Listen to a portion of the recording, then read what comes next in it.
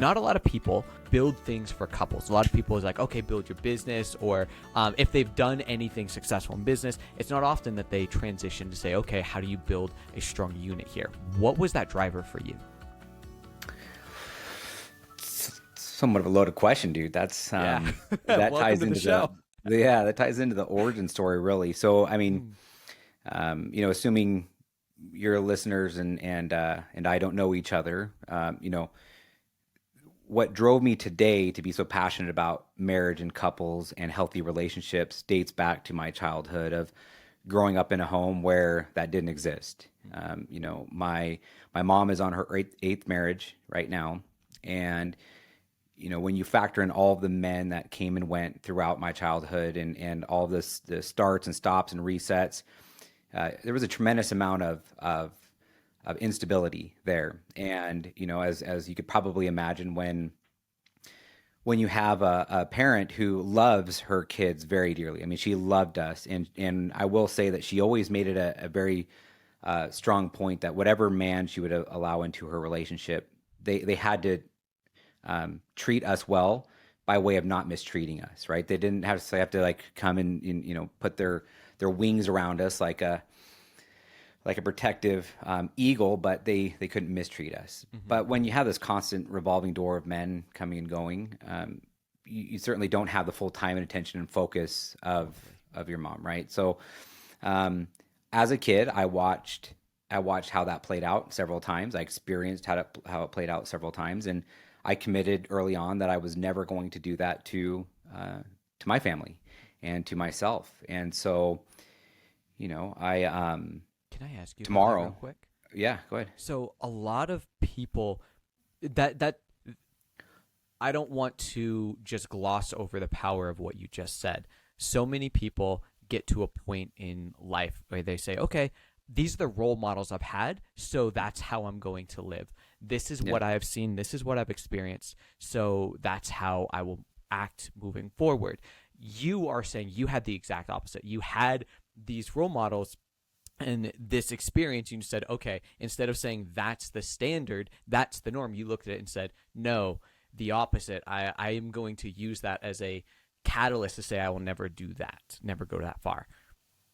yeah, yeah. I In mean, your it's just just because somebody has a title on an organizational chart or Mhm. a rank on their sleeve or collar doesn't mean that they are a leader, right? That it means that they may Totally. be in a leadership role, but doesn't mean that they are a leader. And so when it came to my experience, sometimes you learn all the things to do really well and what the right example is, and other times you learn what not to do. You learn Mm, that if history does in fact repeat itself, if I don't want to experience this shit again, then I'm not going to rinse and repeat the thing that I experienced, and that's just the position I took, right? mm, I took the position of this is not create the scenario of stability and health, and so I saw a lot of things of what not to do, and so I just have done the opposite of a lot of the things that I experienced. That being said, as a father,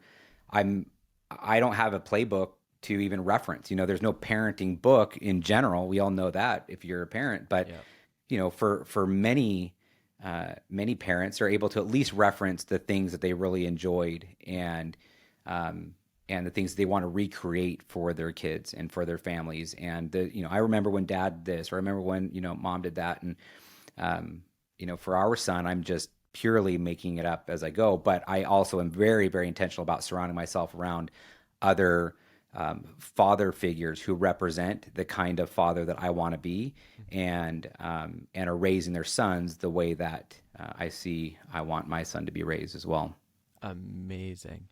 Amazing. I appreciate that. I really appreciate that perspective and the ability to make that conscious choice and not just like, okay, cool, this is what it is, and not using that as an excuse. Again, not using that as an excuse. Yeah, yeah, yeah. So, Yeah, I mean, that's our choice what we want to do with our experiences, right? We can use it as a crutch, or we can turn it into a superpower, and I chose to turn it into a superpower. that's something I very much relate to. That is something it's something I talk about a lot on this show. Yeah, like little backstory on me. I had a lot of sexual abuse as a kid for years, and through that, a lot of people ask, "Oh my God, like you poor thing, you take it back, like oh what, like how could you be doing anything at this point?" Like, um, and if I look back, I actually wouldn't change it. I wouldn't take it back because exactly like you said, it can become that superpower because of the Yeah. experience I've had. I've been able to walk before I was 15, I walked 5 people off the ledge of suicide. Mm. Before I was 15, I walked more than 10 people out of their own situations where they were being sexually abused. Mm. And it's because I could see it, I could relate and connect with them and be able to pull them out. You take Yeah. what life gives you, make that your superpower. That Totally. is cornerstone, my man. So I Totally. appreciate that. Yeah, man. Yeah. One of the questions I had coming into this was, or this is going to be total left field here, total opposite Okay. direction. Shoot. Entrepreneur. So a lot of people tend to talk about entrepreneurship as if it's something, oh, you were born this way, and there are definitely some people who were. My younger brother is a great example. That he was, we were like 10, 12 years old. He would take candy from inside, the free candy from the church, go out into the parking lot and sell it to the kids. Like that Hmm. was him to a core. Hmm. But not everyone is that way. I am very much was not designed this way. And listening to your Sure. story, you kind of just stumbled upon like, oh, I'm going to be an entrepreneur. I'm going to run a business. You just Hmm. walked into it, saw the opportunity. What was that transition like for you? That was painful. Mm, Being an entrepreneur, first of all, anybody can be an entrepreneur. Everybody has what it takes. You don't have to have a ton of capital. You don't have to have, this crazy skill set that you come with. Everybody has the potential of finding something that they're passionate about, that fulfills them, and creating a business around it. And in today's day and age, there is no limited resources out there and no limited of problems that people need to have solved and would love to pay you to solve them for them. In my case, I did stumble into being an entrepreneur. I consider myself an accidental entrepreneur because I love that. at the time that this opportunity was presented to me, I was I was with the sheriff's office. I'd been with the sheriff's office for 10 years as a deputy, and I had at that point spent 5 years as an entry operator on our SWAT team and 2 years with the U.S. Marshals fugitive team. But my two primary gigs at that time were SWAT and then undercover narcotics detective. And so I had two of legitimately the coolest gigs Yeah. within law enforcement. But we had a business in downtown San Francisco, and it had been in the family for a long time. My grandmother and her brother opened it back in the 60s. And that business was on Market Street, and the Hilton approached the family and said, "We would like to essentially buy the business in the building, but just to tear it down and build a hotel." A deal was struck. My mom, who had been given my grandmother's shares, her and her two siblings, they came into a pretty healthy amount of money, and so my mom really she kind of stumbled into this inheritance. We figured it would happen at some point, but it really happened pretty unexpectedly. So my mom approached me and said, "Hey, you seem like a safe bet. I think I should invest this money, and I'd like to invest it in you. What would you do with it?" So that got the wheels turning.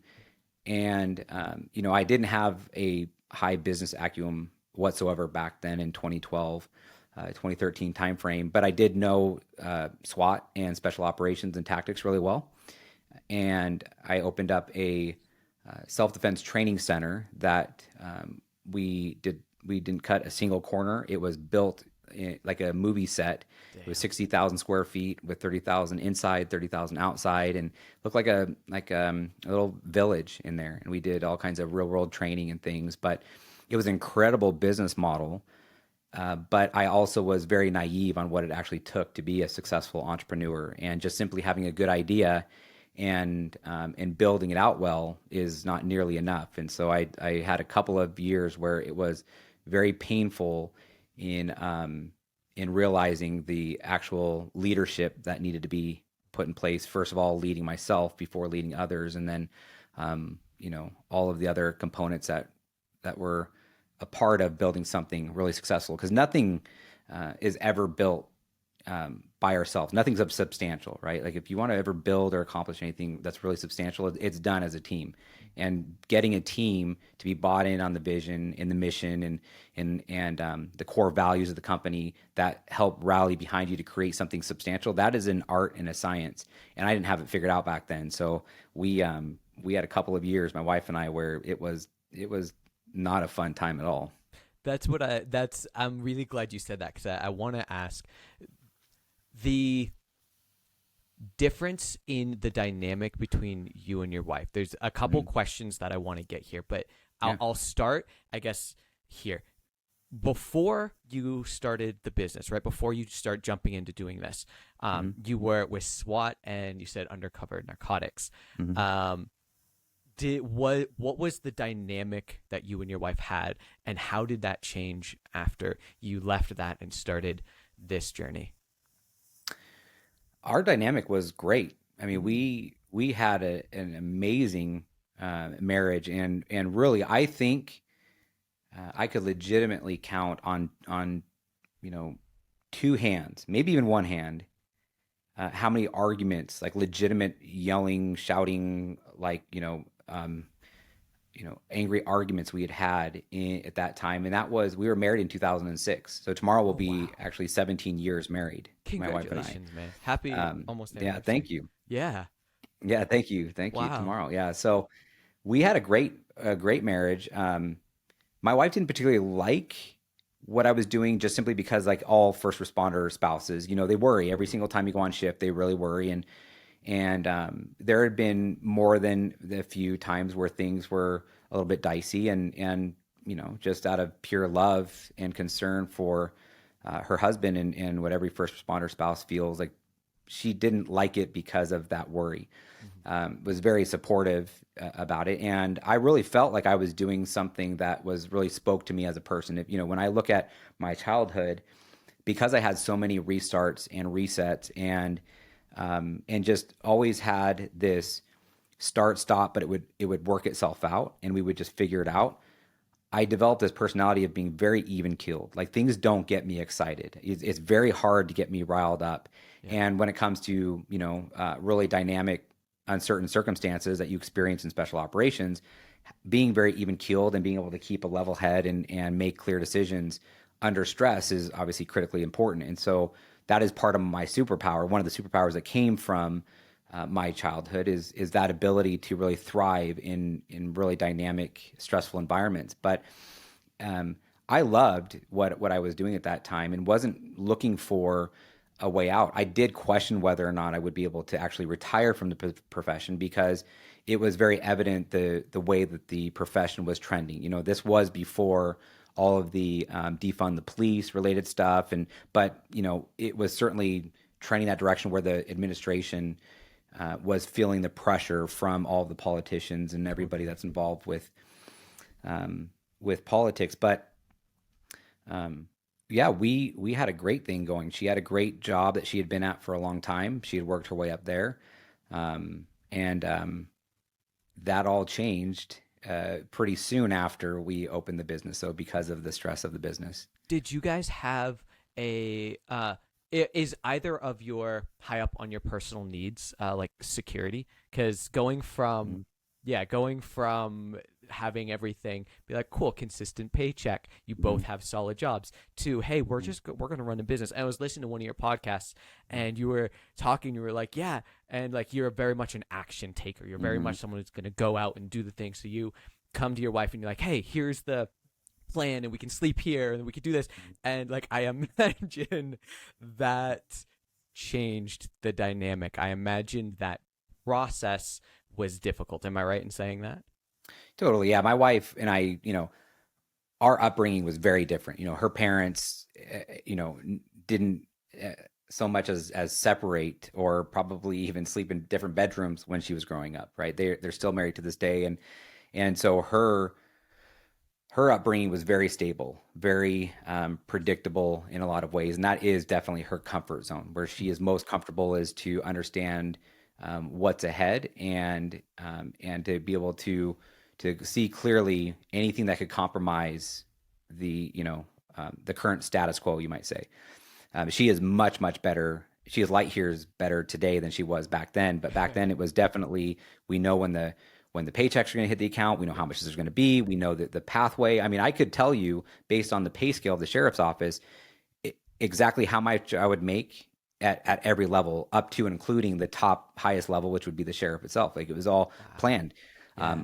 We didn't understand back then that we were really living in a box with a glass ceiling over it as far as what our potential was. But as soon as I got this nibble at entrepreneurism, and my entire mindset started shifting to going that direction, all of a sudden my wife felt that stability and security become unraveled. And Yeah. that's where she began to kind of freak out. But she took the path of, she trusted me, she believed in me, but she did not want to look at the monster in the room. And if I don't look at the monster in the room, it doesn't exist, right? So she just kind of buried her head and let me do my thing. But otherwise, knowing too much about it, it was just caused too much uncertainty and freaked her out. So I kind of did my thing, and she did hers, and it worked out well for me because, being somebody who's like an action taker, my foot's firmly on the gas, I didn't have to worry about her like putting the brakes on anything or asking too many questions. So I actually,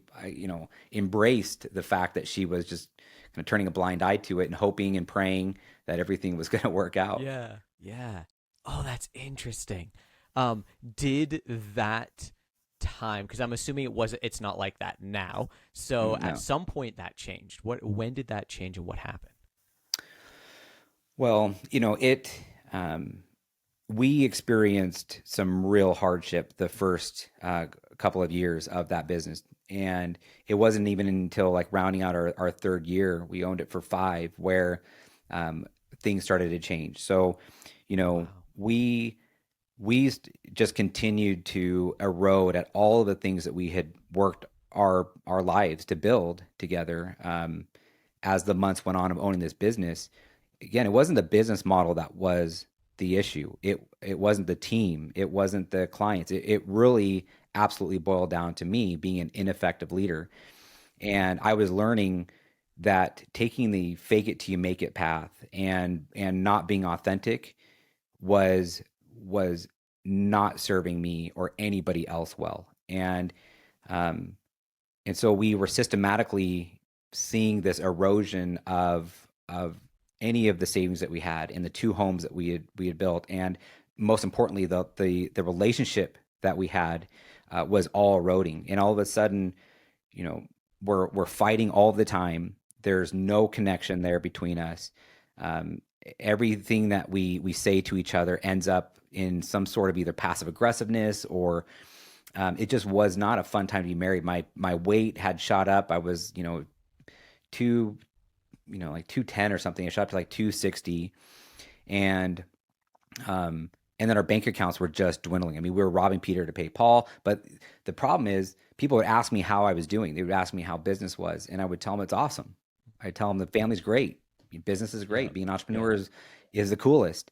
And I was so afraid of just stepping into being authentic and having the real conversations, that nobody was able to help me. Nobody was able to understand what was going on. But because I was trying to protect my ego. Pride was getting in the way, and at the expense of that pride and ego was my marriage nearly dissolving, almost filing for bankruptcy, virtually losing, being able to raise my son alongside my wife so it was tough there for a little bit. Your question is based on the other side of it, all of the when we rounded the corner, but we had to get through some real struggle before we made it to that point. Yeah. What turned it, or what started the process of turning it around? Yeah.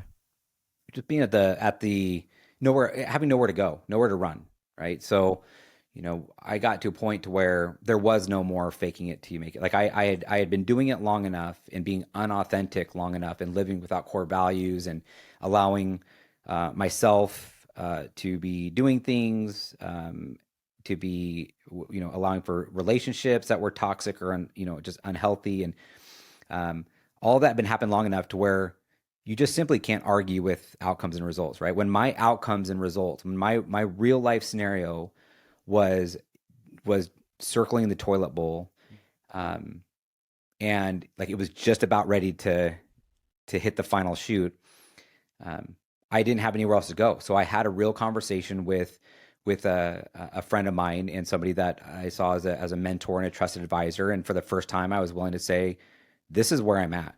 Regardless of what I've told you in the past, this is the reality. This is the truth. And I broke it down for him. And for the first time, somebody understood what the reality was and was able to use their background, their training, their experience, to say, instead of doing this, do this. And I started getting mentored, and I started being pointed to books, and for the first time really introduced into personal development, and was coached in that mentorship, that coaching, that personal development. That is what put us back on track after years of working on it, but we're years past it now, but Yeah. that's where the starting point was. Interesting. Coming from your background of in special ops and being very tactical driven, and I imagine you strike me as someone who, like, it's no excuses. Yeah, and from what I've seen about you, like, there is no excuse. Like you said, like, you lay the law, you lay the line. If you hit it, you great. If you don't, you don't. There's no if, ands, or buts. Having that mentality when you started going into, because I imagine you came into the business like that.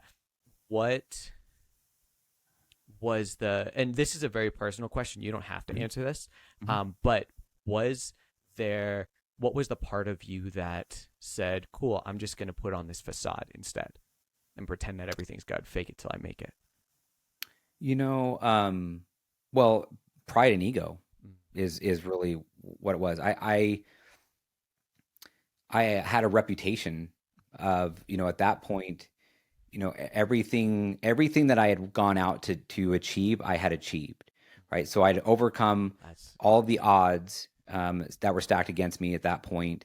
When I set my sights on something within the sheriff's office, which was that next thing that I wanted to do, I did it. And from as long as I can remember, when I came up against a wall, when I came up against an obstacle, I would just work my way through it, under it, around it, over it, but I would not be stopped.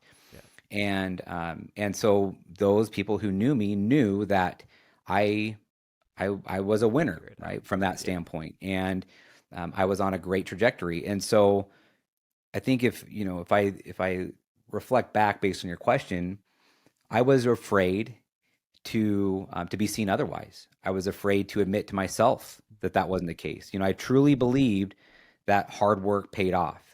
Now, hard work does pay off, but when it comes to becoming an entrepreneur and not just working with yourself and having other people rely on you and building a business and doing new things, it takes a whole lot more than just working hard, And so I think just to protect that ego and out of pride, I just didn't say what the reality was, totally. Even at the expense of what was happening. That's how powerful that can be. Yeah, I completely relate. I am very much bulldog. Like, if an obstacle comes my way, it's not going to stop me. There is nothing when you set your mind to it. There's nothing to stop you. I very much relate to that. And there have been a few times where I started something and I was like, yeah, it's great. Everything's great. And it's like completely falling apart. And it's like, I have that reputation. I have that pride and that ego to live up, that I now feel like I have to live up to, instead of being like, no, this is actually falling apart.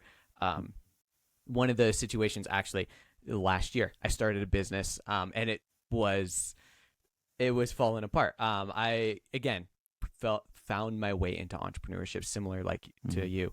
And I was like, oh, this is cool.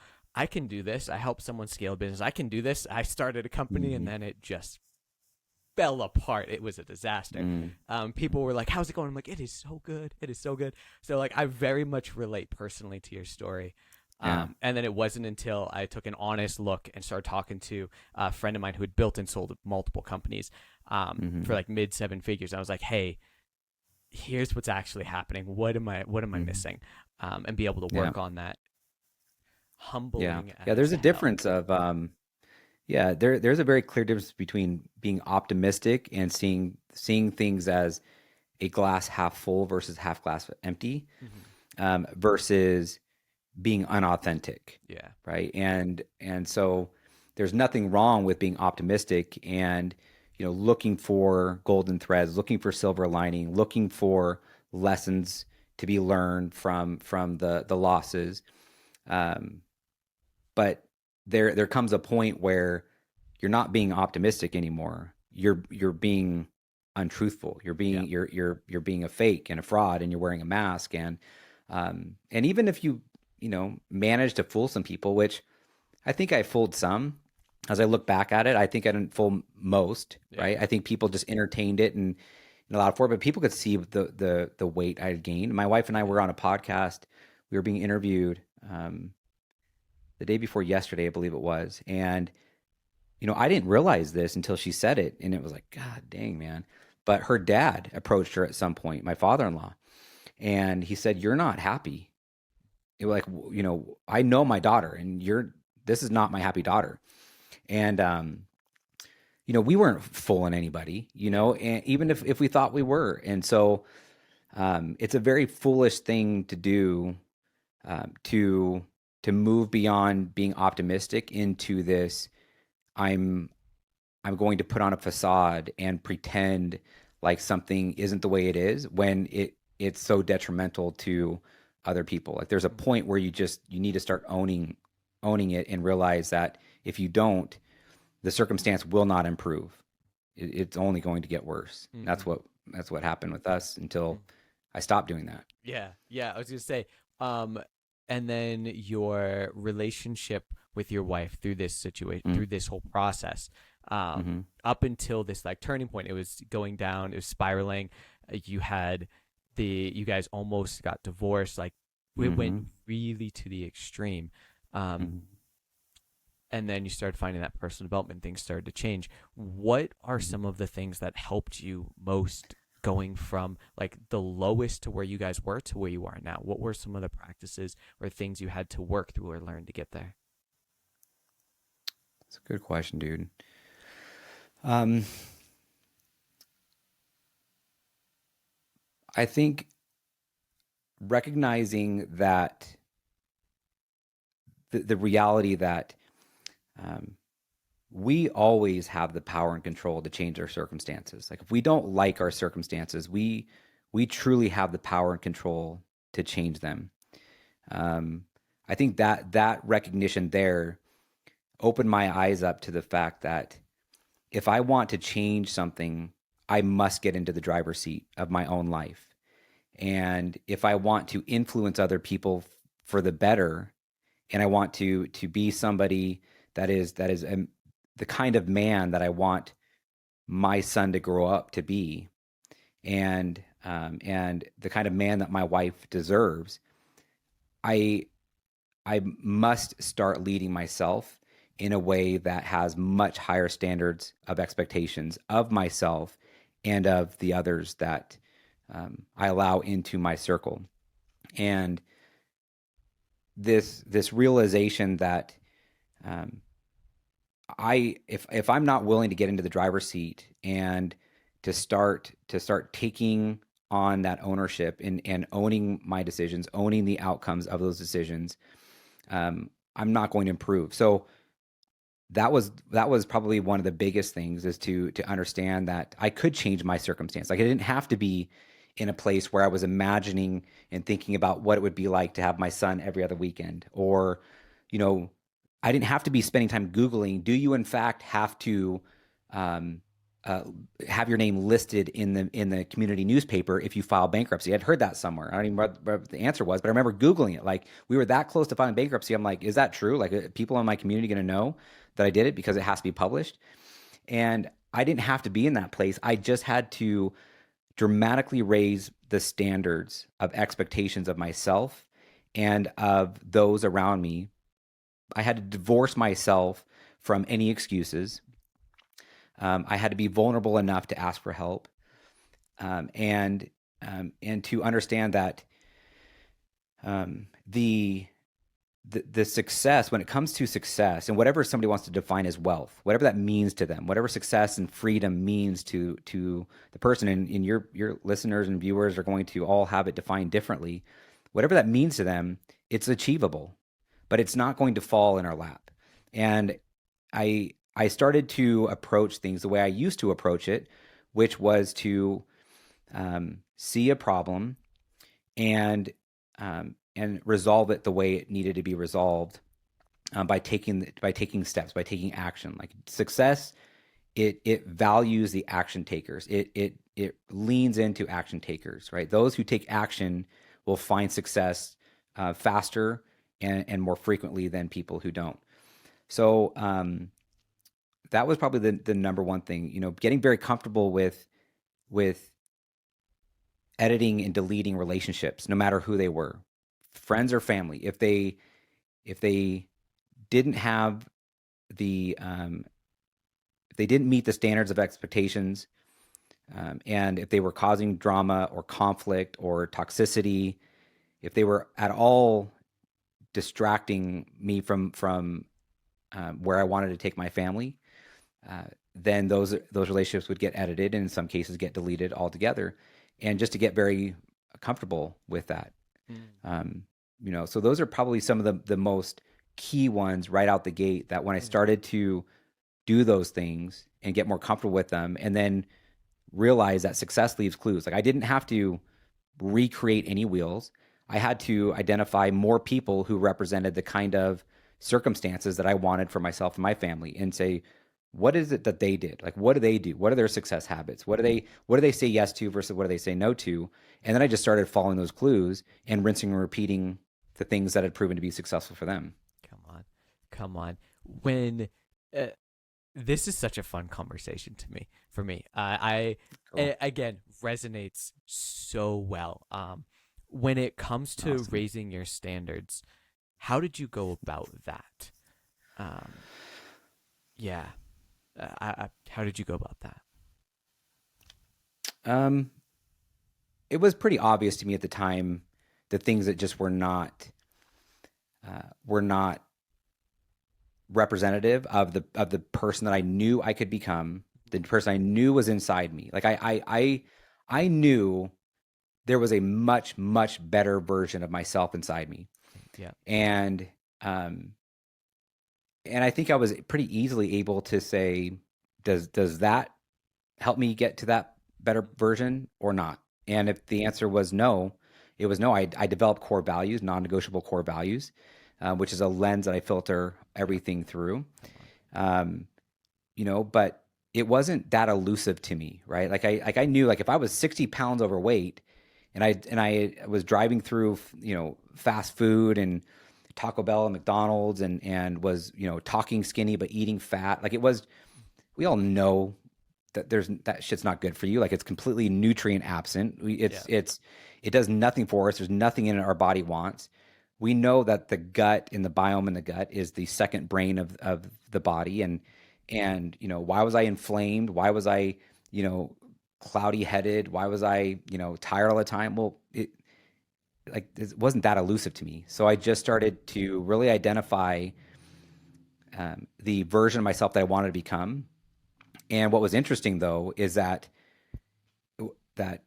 as I started to really key in on people that were living out the circumstances that I wanted for myself and my family, and what it was that they were doing and not doing, what I saw I was capable of dramatically elevated too. So when I started this, I'm like, I'm capable of more. Like, I can do more, I can achieve more, but I was that was a much lower level than it was as I started to associate with and earn my way to having a seat at the table of these others that I could have a conversation with, and that would mentor me and coach me. And then all of a sudden, what I originally thought I was capable of was a midget compared to like the behemoth of a giant that um, I realized I could actually become.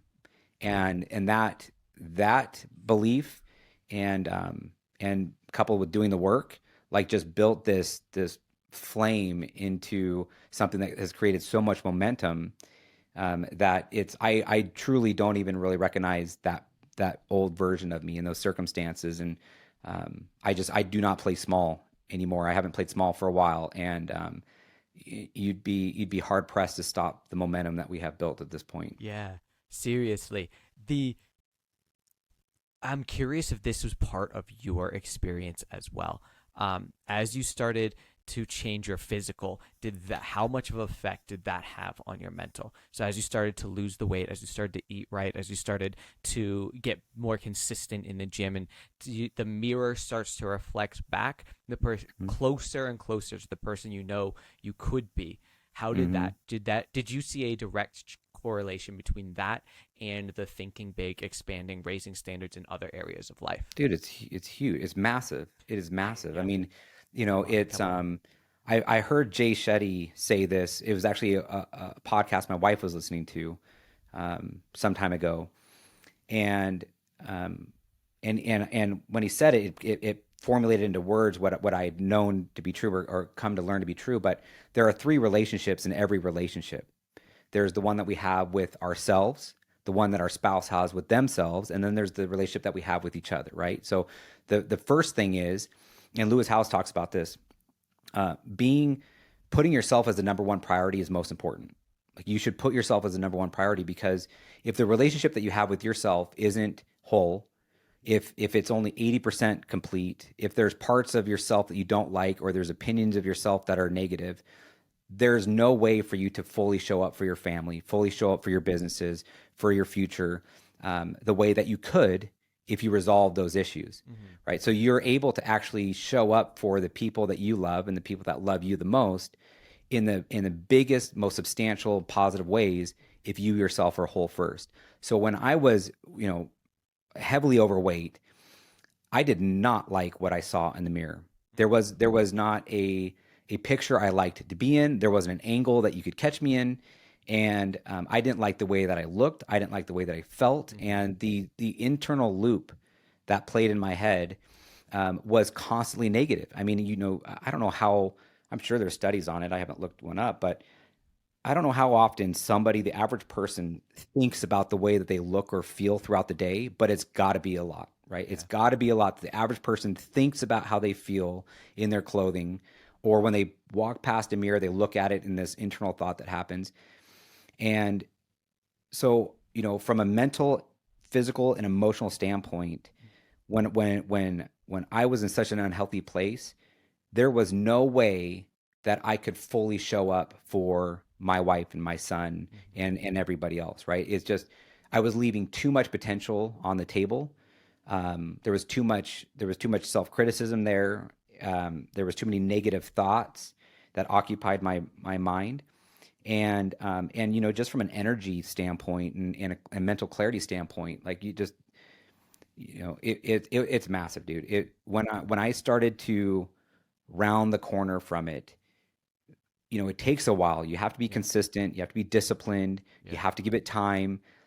But as I did that and started to see the differences, um, those negative thoughts that used to occupy my brain as much Yeah. disappeared. Right Yeah. now it's replaced by like good thoughts, right? And prideful thoughts. And when I see myself in a bathing suit or with the family, like, it's a very different thought process. And all the while, it's on the back of, I know the work that it's taken to get there, Yeah. and it was not given, it was earned. And now that carries over into the different relationships and into my wife and my son and my teams and companies and friends. That right there. That right there. It wasn't necessarily looking in the mirror and seeing this person and being like, okay, cool. I respect and I appreciate that. It was looking in the mirror, seeing that person and saying, I know the work that I put in to get there. And that confidence, that change affects every area of your life. Well, dude, yeah, Come I mean, on. look, Yeah. yeah, dude. I mean, and let's be honest. Like, let's have a real conversation and just shove the bullshit out the window for a second. My wife did not like what she saw. Okay, she would not tell me she loves me. Like, Yeah. I'm her number one guy.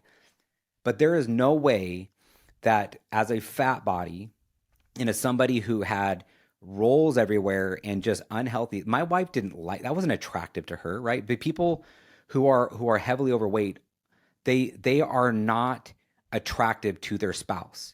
And some people are genuinely attracted to that. I get it. But in most cases, people are attracted to lean, fit, jack bodies because of what that says about them. It says a lot about you, right? When you're lean and you're fit, it says something about you as a person, the discipline that you have, Yeah. the ability to do something hard for a long period of time.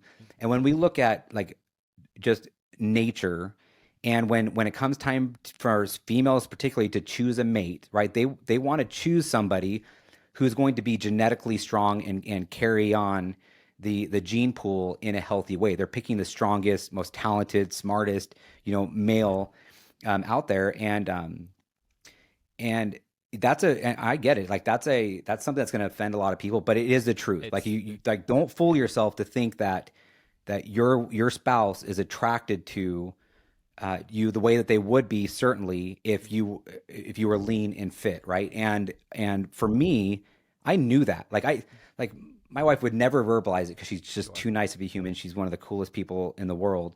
She would never say it, but I knew like she Yeah. doesn't like what she sees, dude. Yeah. She's like she wasn't attracted to it. And so Yeah. there's that element too where you're being judged by everybody, but the person that you chose to do life with and the person that you love the most is seeing that condition. And then I'm thinking about, what does my son think? Like what kind of I was gonna message ask. does this I was send to gonna get him there. Yeah. as far as what a man is supposed to look like and how a man is supposed to carry himself, and what kind of message does that send to him about taking care of yourself and discipline and working out and stuff, right? So there's a lot of things to process through on just the physical health and nutrition side alone that carries out into everybody that you care about. Yeah. Yeah. That reflects my personal story. Again, I swear this is hilarious. I was gained like 30 pounds after a breakup a couple years ago. Uh-huh. And then 2021 started something called the 75 Hard, Andy Frischella. Yep. Yep. Did that for a year, went from a little over 200 pounds down to like 160. Yeah, right on. Oh my God, incredible. And then this is what got interesting. That ended July of last year. December, I looked in the mirror and I wasn't back to the 200, but I was like 175.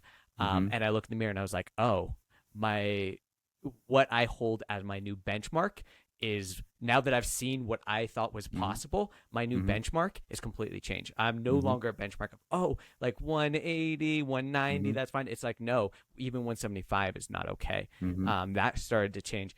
And then I started to, like you pointed out, I started to think. And Mm-hmm. every time I walk by the mirror, the thoughts, the amount of mental and emotional energy that you put into that shit.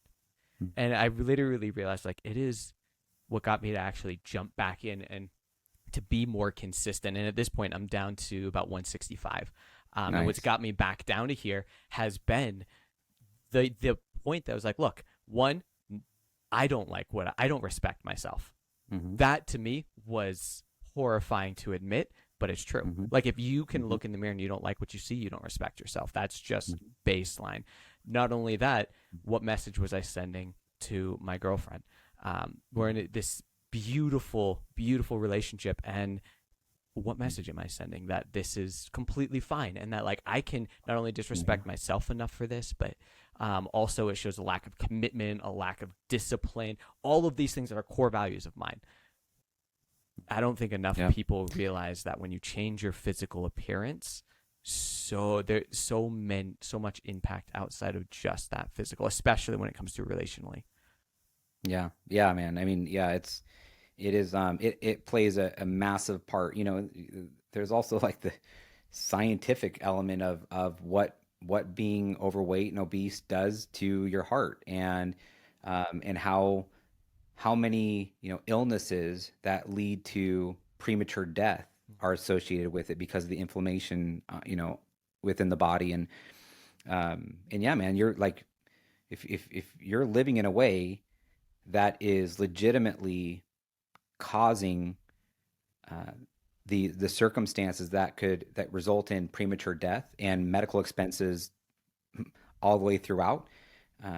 There are billions of dollars spent every year just simply dealing with uh, medical issues tied to being unhealthy, physically unhealthy, Yeah. right? And so yeah, I mean, if there was one thing that I could really say, people absolutely should be getting dialed in and have complete control over doing it, is their physical health, and will experience a tremendous amount of additional benefits that are directly associated with it. But we live in a society where people love to choose easy over hard, Yeah. and Yeah. so there's consequences for that. Yeah. Taking this in a far left direction, because I Mm, see we're running out of time here. I really wanted your opinion on something, and I cool. want to hear your thoughts. So, you correct me if I'm wrong. At when you had started your business and you ran, like, okay, cool, we're taking this over, we're gonna run it. At one point, you brought your wife in to work with you, Mm, right? What not necessarily what how did the dynamic change, because I'm sure that did, but more of what was how did you guys balance the masculine, like the masculine energy and feminine energy, and how did mhm. specifically that, whatever balance or imbalance you guys were operating in, how did that affect the relationship? Well, you know, part of it was me understanding that in order for there to be real success and for us to really create substantial positive impact in people's lives, to create the kind of income that would create financial freedoms, and to really move to a place where entrepreneurism was fun. Like I first realized that it takes many different skill sets and many different zones of genius, right? Much more than just what I had to offer, and move from this position of people work for me to people work alongside me, people work with me. And so once I realized the value in what other people bring to the table, and what can happen when I spend my energy and my gifts and talents in helping create the vision, and the talents I have within operations, because that's really where I thrive, is on the operation sides of things, and setting other people up for success, like Zig Ziglar. And you interviewed his son, I believe it was, recently, right? And Yeah. one of my favorite quotes is, "If you help other people get what they want, you will get what you want in return." And when I realized that, it just became a matter of, my wife has incredible talent and zones of genius that I don't have, that are necessary to success in business. And we learned how to tap into that and to leverage it. And so then it became something to where we became much more of a team than just this. We are husband and wife, and we are co-owners of a business. And so let's just divide up the stuff to do, and then just kind of try to do this divide and conquer. It became much more strategic, based on zones of genius, based on having clarity around the mission, the vision, the core values, and realizing that a lot of times the answer to the problems in business is not, what do I need to do? It is, who do I need to help, right? Who do I need to do it? And my wife, she plays a very important role in that. Now we have ownership in a variety of different companies, and she has different roles and responsibilities according to her zone of genius in all of them. And so it's become something that has been something that's really fun now, and is a topic of conversation that we have, that we both enjoy, and we respect each other's opinions and those gifts and talents. And we like me being even the alpha, and the guy that's the front facing person. I know when to when it's time to, this is her, like I need to listen to her, and like she needs to run with this. This is her thing. And when she needs support. And so we talk about that on our date nights every week.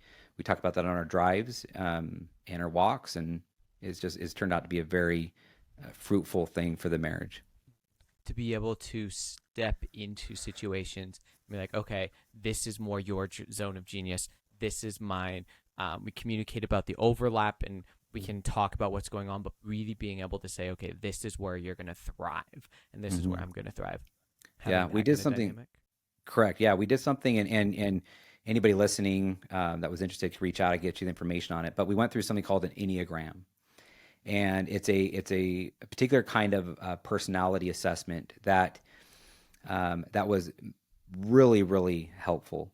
And we worked with a facilitator of it. Her name is Lori. This was actually introduced to me by Bridget, my chief of operations gal, and her and her husband had done it previously. We went through it. Lori met with me individually, helped me understand what she calls the lights and shadows of my personality. Kristen, my wife, did the same thing, and then she met 2 or 3 times with the two of us together and said, "Matt, this is how Kristen thinks, sees the world. This is her internal dialogue with things. This is what helps her thrive." And then she said, "Kristen, here's Matt's." And so it's also doing things where those tools are out there, like things like the Enneagrams and these other tools are out there to help each other understand each other more. And dude, if you're not willing to do that with your spouse and understand your spouse, the one person that you chose to do life with, then what is that? What message does that send if you're doing it with your team and you're doing that with the company, but you're not doing it with the family, you're not doing it with the spouse, right? So we do all those things, and it's given us more and more tools by others who that's within their zone of genius to help us become what I call a force multiplier. Like it feels like oftentimes there's not just two of us addressing this issue or opportunity. There's like 10 of us doing it because we know how to do it so well now. Phenomenal. Absolutely phenomenal. And is this whole, because I'm seeing this golden thread here in the conversation, connecting back to the business and then into here, where it was leadership, not only of yourself but of the team. When you realize, like, you had always been, cool, I'm the executor, I'm the operations guy, I'm the tactical guy, I can get this shit done. Then making that change, say, okay, cool, yes, I can get this shit done, but you can have that force multiplier when you have a group, when you have more people, and learning that skill set of leadership, that leveling up, and then taking that now to the next level. Correct me if I'm wrong, if this is not the process, but then you've taken that to the next level, and that's where Ignite comes from. That's where you take it, okay, people who are great executors, you're killing it at this. How do you actually how do you create that force multiplier? How do you level up, not only within your teams, but also within your relationships? Hence, Ignite. Is that kind of the process, how it went down? Yeah. So the Ignite Life Experience, the event we're doing, you're saying? Yeah. Yeah, man, it's really a culmination of all of it. But you know, what it comes down to is we've been very fortunate to be able to play a pretty significant role in a number of people's lives at this point, and in many different entrepreneurs where I've been able to give back the way that I received earlier on. And in doing the business coaching that I've been doing the last few years, have been a part of some really exciting growth and changes in people's lives. And as I mentioned earlier, it was when I started to associate with other people that that my whole vantage point of what was truly possible, like what did success really look like, what did financial freedom really look like, what did time freedom really look like, what did impact really look like. I used to believe in legacy. Like I used to believe that we leave a legacy. I don't believe in that as much anymore. And I really challenge people to think about that, because if you think about over the last however many thousands of years, a few thousand years that humans have been walking on this planet, um, the number of people that played significant roles in what's happening today, that we know their name, we know their legacy, right? Um, Most people, they know their grandparents' name, may or may not know their great grandparents' name. The majority of people I ask what their grandparents' names are, they don't know, right? When I ask what their great great grandparents' names, virtually nobody I ask knows. And when you think about it, these are people that you share DNA with. Like without them, there is no us, right? And so um, I believe in impact. Like we can create generational impact based on the work that we do here, and the size and scope, the depth and width of that impact is ours to decide. Like the work we're willing to do while we have time on this earth can create legitimately generational impact, and people will not know our name for it. They won't. You know, the lives that we've been able to change, the spouses may or may not know my name of my coaching clients. Um, the all of the we have 100,000 end users of our gym software. Nobody knows my name, right? But there's lives that are changing on a daily basis in gyms across the United States and Canada that use our software. The coaching clients are able to grow and scale their businesses, hire more people, pay them more money, provide more opportunity, increase and improve their livelihoods. And this is the impact that I focus on. Not I don't care about legacy, because I don't care if people remember my name. Um, if I can help people in the most positive ways, right? Because then it's very selfish to say all I'm focusing on is my legacy. I focus on impact, regardless of if they know where it came from. It's like you know, I'm much more apt to leave a substantial and generous donation, right? A substantial tip, and make sure that I leave before the waiter or waitress returns, because of the impact it can have, and it's not about me. I did my part, right? So when it comes to the Ignite Your Life experience, this is the opportunity, as you mentioned, opening up this call, where couples can do this stuff together. They can come together in an environment where I was really surprised to see how blue ocean this whole thing is. I mean, as we were doing our market research, there's virtually no like ongoing couples related opportunities out there. There's couples retreats and like one and done related stuff, but for the vast majority of communities and things that are happening, it's very like individualized. Like you're an entrepreneur, you're a man, you're a woman, you're a Christian, right? And then you go and you do this thing, and then the weekend's over and you go back to your life, or you're part of this community, but it's just you. And then what happens to your spouse, right? And there's some Yeah. problems associated with one person in the relationship elevating and the other person not, right? There can be resentment that sets in. There can be this divide that's created that becomes problematic within the relationship, because one person is seeing things in a completely different way than the other, and the other one wants to see it that way. They just haven't had the same opportunity. So we're doing this event in July, and this is a couple centric thing where we have three pillars. It's health, wealth, and relationships. And it's the kickoff to what's called the Ubuntu community. And Ubuntu is it's rooted into an African proverb, and it translates into "I am because we are." And that's between the couple, like I am because Kristen is, and Kristen is because I am, right? And then within the community itself, it's like we can achieve massive impact together. Like we can change the world together in ways that we could never do on our own. And so this launches the community where couples are going to be able to finally, for the first time in a lot of ways, be able to be in much closer proximity to others they're humble, they're hungry, they're committed, and they are wanting to be associated with and in closer proximity to other people that desire and are committed to having